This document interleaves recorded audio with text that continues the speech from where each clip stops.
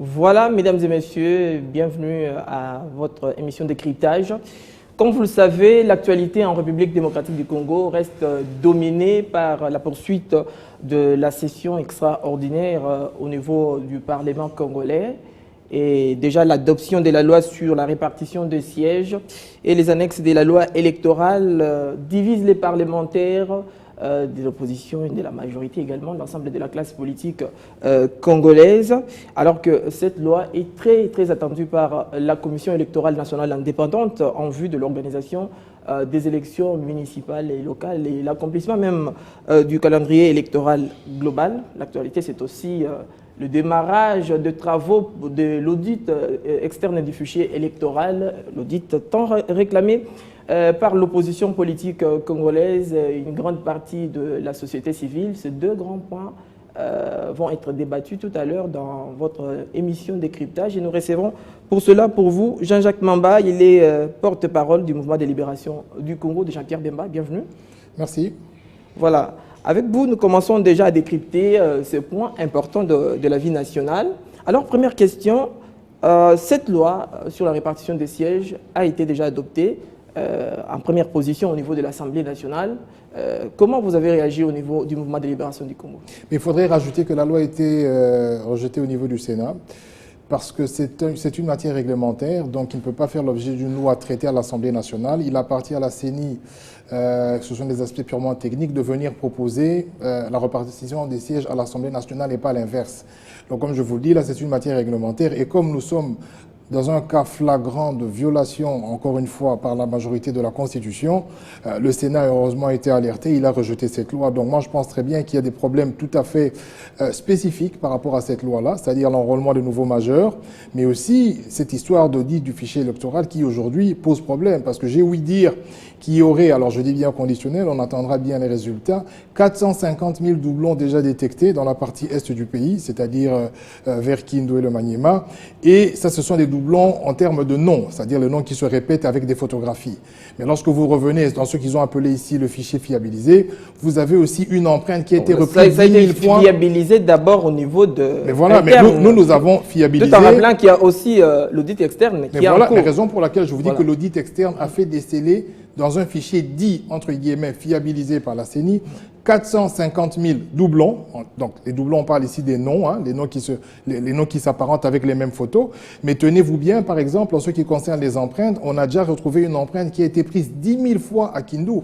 Donc vous allez très bien voir que même lorsque le chef de l'État vous dira en 2011 que les élections étaient entachées d'irrégularités, nous pouvons remettre en cause même la répartition des sièges au niveau national en ce qui concerne l'Est, parce que vous allez bien remarquer que le PPRD s'est targué une grosse part d'élus à l'Est du pays, alors que le fichier était totalement corrompu. Donc ce que je veux dire par là, c'est que dès lors que le fichier électoral pose problème, que nous n'avons pas enrôlé les nouveaux majeurs, comment allons-nous aller vers une loi qui est réglementaire alors que la Constitution ne le prévoit pas? Mais quand vous parlez de l'enrôlement des anciens mineurs, cela a été prévu dans le calendrier électoral. Et d'après la Commission électorale nationale indépendante, la question pourra être résolue au début de l'année 2016. Est-ce qu'on n'est pas là dans l'ambiance des acteurs politiques qui ne sont pas prêts pour les élections, mais ils cherchent quelques failles qui peuvent trouver des solutions? Mais dites-moi, vous allez calculer le nombre de sièges comment si vous avez plus ou moins 30% de la population qui n'a pas été prise en compte? Comment pouvez-vous priver les nouveaux majeurs de leur droit constitutionnel de voter, établir des... On ne les a pas privés, mais c'est prévu dans les calendriers électoraux. Mais il y a quelque chose qui précède. Qu'est-ce qui précède d'abord? Allons-nous déterminer, comment calcule-t-on le nombre de sièges? Mais c'est en fonction de la population qui est recensée dans une entité déterminée. Donc si cette population n'est pas prise en compte, c'est-à-dire que les calculs que vous allez faire seront faux. Donc en ce moment-là, vous allez établir des sièges sur base des calculs qui sont tout à fait erronés, donc la population ne sera pas prise en compte. Donc à ce stade, le mouvement de libération du Congo propose la suspension du débat autour de cette loi? Mais écoutez, vous avez bien remarqué que nous n'avons jamais été partisans de cette loi. Nous avons dit que nous allons participer à la session extraordinaire, mais lorsqu'il s'agira de la question concernant cette fameuse loi qui ne peut même pas être une loi parce que c'est une matière réglementaire, nous n'allons pas participer. Donc nous disons que pour que ce pays fonctionne, il faut que les lois soient respectées. Et la loi nous dit très bien que ces matières-là sont tout à fait réglementaires. Donc il n'appartient pas à l'Assemblée nationale de statuer sur la répartition des sièges, mais c'est un organe technique et délibérant qui est la CENI, sur base des fichiers fiabilisés de l'enrôlement du nouveau major, qui pourra déterminer les sièges définitifs en vue de repartir finalement le nombre exact. Donc, à un problème qui se pose, l'opposition politique congolaise donne comme pour solution les boycotts de la séance de discussion. Non, ce que nous disons, il faut faire les choses dans l'ordre. Est-ce que nous avons aujourd'hui la capacité d'organiser les élections? Mais l'ordre, c'est justement les débats parlementaires entre les élus du peuple, pour aboutir justement à ce qui peut être considéré comme l'intérêt général de la population. L'ordre n'est pas le débat dès lors que nous avons une majorité mécanique qui viole les textes. C'est-à-dire que vous avez bien vu que ça a été adopté à l'unanimité à l'Assemblée nationale parce que la majorité reçoit un mot d'ordre et elle adopte un texte qui est anticonstitutionnel. Donc l'ordre serait d'abord de respecter les textes. Les débats au niveau du Parlement qui se font en dehors du respect de nos propres lois sont des faux débats. Donc à ce stade, qu'est-ce que vous préconisez dans les concrets? Nous demandons à la CENI, nous demandons au gouvernement et notamment au ministre de l'Intérieur de respecter la Constitution. La répartition des sièges est une affaire purement réglementaire, donc elle ne relève pas de la compétence de l'Assemblée nationale, elle relève de la compétence de la CENI qui est un organe technique et la CENI a besoin des moyens. La CENI a également participé aux travaux de l'élaboration de ce texte qui a été amené justement mais la CENI est demandeuse, attendez, la CENI est demandeuse de moyens et vous allez constater que les budgets de la CENI ne sont pas libérés pour bien faire son travail. Qu'est-ce qu'il faut à la CENI actuellement? Nous avons posé comme préalable que nous n'irons pas aux élections présidentielles sereines si les nouveaux majors ne sont pas enrôlés, si le fichier n'est pas audité. Mais voilà qu'on vient de commencer à auditer le fichier par des organismes internes. On nous montre déjà qu'il y a 450 000 doublons. Donc ça veut dire en d'autres termes que déjà les résultats antérieurs sont biaisés et que même au niveau de cette répartition, si ce travail-là n'est pas fini, la répartition sera biaisée aussi. Et d'ailleurs, pour dire, est-ce que nous avons les moyens d'organiser les locales? Nous sommes en train de dire que c'est un travail qui demande de la minutie. Ça veut dire qu'en d'autres termes, nous demandons à ce que ce travail puisse se faire, mais que ces élections soient postposées, que nous soyons concentrés sur l'audit du fichier électoral, l'enrôlement des nouveaux majeurs et aller cap vers les élections qui ont un délai constitutionnel assorti, telles que les élections présidentielles et législatives nationales. Donc tout ça, c'est pour nous des manœuvres dilatoires visant à prolonger le délai et à alourdir le travail de la CENI. Mais pourquoi ne pas faire confiance au travail qui est actuellement fait par les experts de l'Organisation internationale de la francophonie, également aussi le représentant de l'Union européenne, la MONUSCO, pour parvenir finalement à fiabiliser? Parce que quand la CENI fait appel aux experts, c'est donc il y a un certain souci de transparence. Exactement. Qui voudrait que les autres acteurs également se mettent d'accord sur tel ou tel. Figurez-vous qu'ils viennent de commencer leur travail, il y avait déjà 450 000 doublons. Ça veut dire que si nous devons associer ça aux résultats de la présidentielle, notamment à l'est du pays, peut-être que M. Tshisekedi aurait gagné. Donc nous disons oui, nous faisons confiance. Non seulement au travail de notre CENI. M. Tshisekedi aurait gagné pour il aurait pu une gagner, élection qui n'a même pas encore commencé. Non, je parlais des élections de 2011. Je vous dis que les 450 000 proviennent du fichier fiabilisé. La question que nous débattons avec vous concerne les élections à venir. Mais sur base de quel fichier? D'un fichier qui existe, monsieur. Un fichier qui a créé les institutions qui nous dirigent aujourd'hui, qui sont mécaniques. Ce fichier-là a créé l'Assemblée nationale, le fichier fiabilisé. Ce fichier-là a proclamé le président de la République chef de l'État, alors qu'il y avait 450 000 doublons. Donc n'importe qui peut attaquer ces résultats-là, d'autant plus que le fichier sur base duquel, ou la population qui a été prise en compte dans l'élaboration des résultats est une fausse population, des gens qui n'existent pas. Donc ça, c'est un autre débat. Ce que nous disons, c'est que nous devons préparer les élections futures en respectant les délais constitutionnels, c'est-à-dire avoir des élections en 2016, notamment les présidentielles et législatives, mais des élections qui sont opposables à tous. Et pour qu'elles soient opposables à tous, nous devons attendre que ce travail de fiabilisation soit fini, mais dans l'entretemps, que nous nous préparions à enrôler les nouveaux majors pour faire des élections qui sont possibles. Donc, en quelque sorte, vous rejoignez le chef de l'État, Joseph Kabila, qui avait appelé l'ensemble de la classe politique congolaise dans son discours du 30 juin à se mettre ensemble autour du dialogue que vous rejetez au niveau du MLC. Mais j'aimerais, avant de continuer, nous ne rejoignons pas le chef de l'État parce que ce n'était pas sa compétence de régler les questions électorales. Le chef de l'État avait déjà fait les concertations nationales. Attendez. Il a la commande de la nation. Non, il a la commande de la nation, mais il n'a pas... Lorsqu'on constate qu'il y a un danger, Il n'a pas les prérogatives, il ne peut pas substituer les prérogatives de la CENI. Diriger, c'est prévoir, ça veut dire donner des moyens à la CENI à temps. Ça veut dire préparer les élections 5 ans plus tôt. Dès qu'on est devenu président en 2011, pousser son gouvernement à respecter les quotités à réserver pour les prochaines élections, d'année en année, pour avoir les 1 milliard qu'il faut aujourd'hui. C'est ça, diriger, prévoir. Mais il ne les a pas. Il nous a dit qu'il n'y a pas de moyens. Donc, ce que je dis, si on doit parler de la prévision en ce qui concerne le chef de l'État, je ne pense pas que le gouvernement actuel, que ce soit Matata 1 ou Matata 2, peut nous faire des leçons de provision ou de gestion de la chose publique. Très bien. Là, je crois que là, vous abordez plusieurs sujets à la fois. Non, vous avez parlé de prévoir. Très bien. On pourra en parler très prochainement. Mais j'aimerais qu'on revienne sur les travaux en cours en rapport justement avec l'audit externe du fichier électoral. C'est réclamé par l'opposition depuis les élections de 2006-2011. Exactement. Maintenant qu'on y arrive, on constate que l'opposition qui est représentée par le député Badi Banga et son groupe décident de suspendre leur participation aux travaux. Mais pourquoi l'opposition donne l'impression d'escamoter les vrais débats?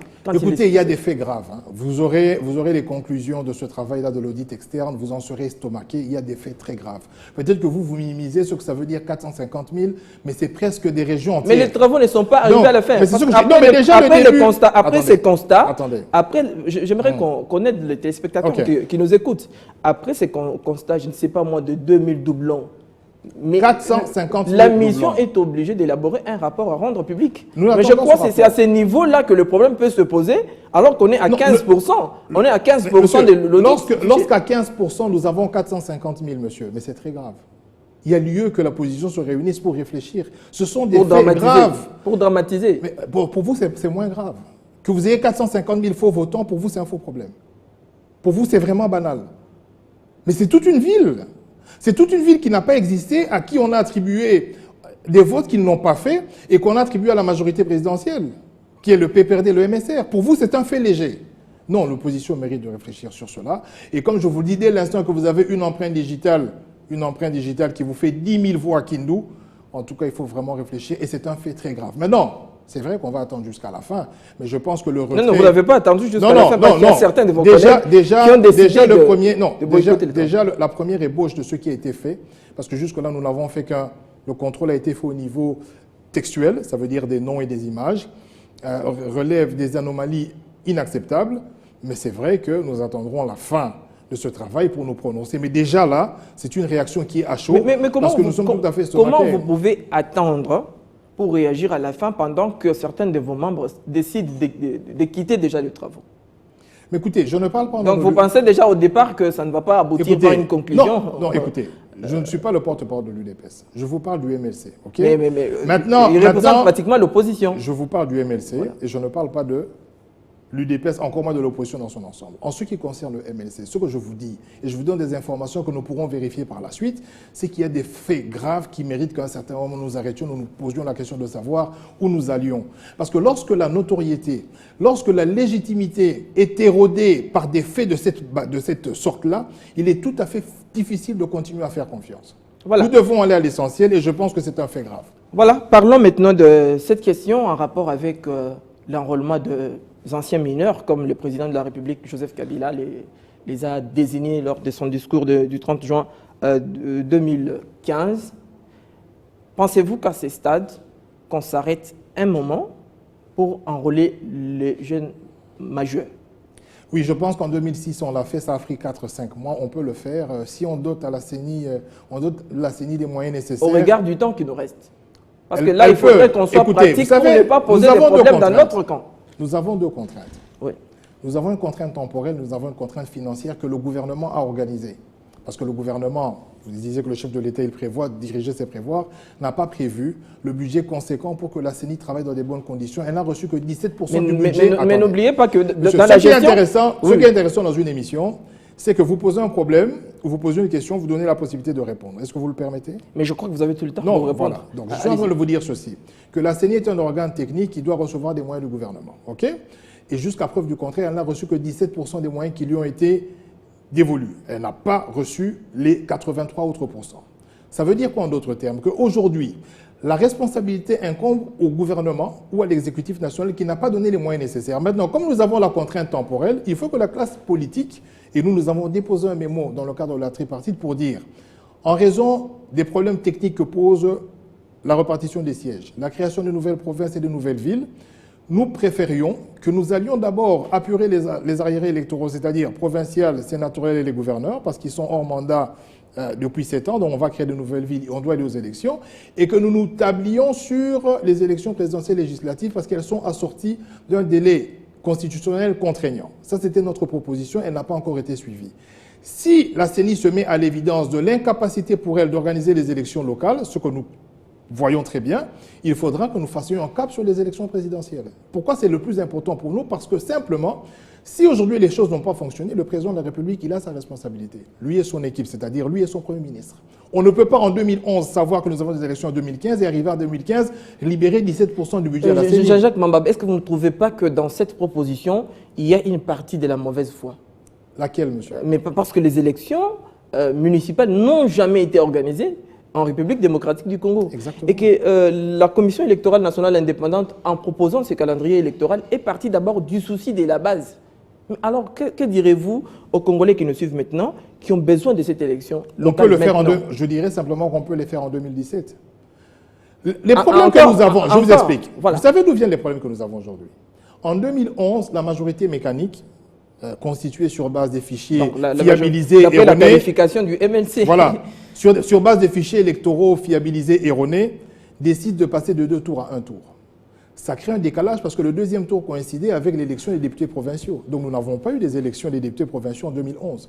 On est passé de 2 tours à 1 tour pour avoir c'est-à-dire que le chef de l'État était élu avec une majorité qui est très peu confortable, donc plus ou moins 30 à 32%, quelque chose comme ça, alors qu'avec le deuxième tour, on a la majorité absolue à plus de 50%. C'était le choix de la majorité. C'est qu'il n'est pas aussi une innovation. Mais maintenant, comme c'était le choix de la majorité, elle devait porter les conséquences. En n'élisant pas ou ne faisant pas organiser les élections des gouverneurs et des députés provinciaux, on ne serait pas à cette étape-ci.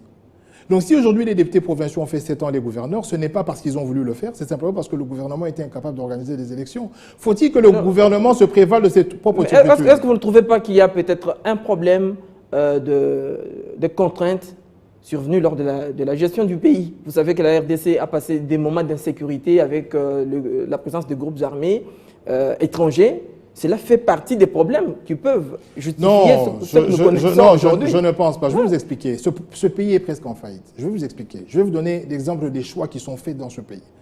Au moment où le Premier ministre se targue d'avoir fait un bâtiment intelligent de 42 millions, vous avez 26 provinces. Laissez-moi terminer. Vous avez 26 provinces qui sont dépourvues de bâtiments. OK? Vous prenez 42 millions... Mais il faut partir de quelque part. Laissez-moi terminer. Vous prenez 40 millions, vous divisez par 25, ça fait 1 600 000 par province. On aurait pu faire des bâtiments pour toutes les provinces. Ce gouvernement ne prévoit rien. Ce gouvernement n'anticipe rien. Ce gouvernement navigue à vue. Et la contrainte dont vous parlez, elle est créée par le gouvernement lui-même qui n'a pas de vision. Vous quittez des 5 chantiers, vous allez à la révolution de la modernité, et puis vous embrassez tout et n'importe quoi. Donc je comprends. Il y a un problème de vision, il y a un problème d'échec. Il y a peut-être de la mauvaise foi, parce qu'il y a une série d'inaugurations auxquelles nous sommes en train d'assister. Nous avons l'aéroport d'Ndjili, nous avons l'aéroport d'Ndjili, nous avons le bloc technique de l'aéroport de la Loano, ainsi de suite. Donc je crois qu'il y a autant d'actions, mais je pense que... Vous parlez de la mauvaise foi, donnez-moi 2 minutes. Donnez-moi 2 minutes. Mais allez-y. Si vous permettez. Allez-y. Lorsque vous me parlez de l'aéroport, j'ai envie de rigoler parce que l'aéroport, le nouvel aérogare dit modulaire, a été construit dans le parking de l'ancien aéroport. Donc ça veut dire qu'en termes de superficie, c'est divisé par 2. Et pour votre information, les compagnies aériennes n'ont pas de bureau là-bas parce qu'il est trop petit. Je vais évoluer. Non, s'il vous plaît, mais là j'aimerais qu'on organise une autre émission. Ok, voilà, donc il ne faut pas parler de ces choses-là, c'est pas intéressant. Mais ce sont les œuvres que les Congolais ont saluées. Je ne sais pas qui l'a salué. Je ne sais pas qui l'a salué. Vous l'avez salué peut-être qui sont contre cette reconstruction de la République démocratique du Congo. Mais j'aimerais qu'on puisse terminer par cette question du dialogue national. Au regard de tous ces problèmes que vous venez d'énumérer, est-ce que vous ne trouvez pas qu'à ce stade, les dialogues politiques tels que souhaités par l'UDPS, par le MLC à l'époque, et aussi par la communauté internationale s'impose comme solution? Écoutez, comment voulez-vous aller au dialogue avec des déclarations incendiaires? Je vous donne un exemple. Vous avez le chef, le représentant, M. Mende, qui est le porte-parole du gouvernement, qui se lance dans des verbiages incongrus, dénutris de tout sens de responsabilité et emprunts d'une insuffisance en termes de connaissance du droit constitutionnel qui vous dit que la Constitution consacre le glissement, ou la Constitution a prévu le glissement. Comment voulez-vous aller dans un dialogue serein lorsque vous avez des volontés affichées de tordre la Constitution simplement par la volonté de se maintenir au pouvoir? Donc ce que je dis, c'est que... Je n'ai pas l'intention de me en porte-parole du ministre de la Communication et Médias, mais si le glissement n'est pas constitutionnel, qu'est-ce qui justifie la présence de l'actuel Sénat? De l'actuel Sénat. Nous avons un Sénat qui... Vous savez ce qui justifie? Voilà. Mais c'est l'incapacité du gouvernement, c'est-à-dire des organisations. Ce sont des situations de fait. Ce ne sont pas des situations encouragées par la Constitution. Attendez. Ce ne sont pas des situations que la Constitution gère. C'est des situations qui nous sont imposées par la mauvaise gestion de ce gouvernement. Donc, si aujourd'hui, M. Kabila et son équipe n'arrivent pas à organiser les élections à temps, c'est-à-dire la CENI n'organise pas les élections en 2016, ce serait une situation de fait qui nous serait imposée par l'incapacité des gouvernants et non organisée par la Constitution. Ça, c'est une ineptie lorsque j'entends le ministre de l'Information dire des choses comme ça. Nous allons bientôt terminer cette émission. Vous avez plusieurs propositions à faire, mais dans quel cadre comptez-vous pratiquement le placer à discussion? Nous avions une concertation nationale et je vous inviterai à recourir aux 679 recommandations. Vous verrez que toute la vie de la nation y est. Le MSCI a participé activement.